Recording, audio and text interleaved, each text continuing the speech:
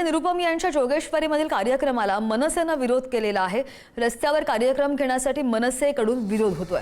जोगेश्वरीमध्ये निरुपम यांचा रिक्षा चालकांसोबत संवाद कार्यक्रम होता।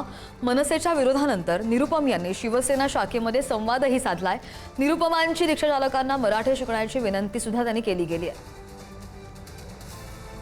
पूर्वी तो जीआर मध्ये एक अशी व्यवस्था होती की समजा कोणी मराठी टेस्ट मध्ये फेल झाला तो त्यांचा परमिट, लायसेन्स आणि बॅच रद्द करणार।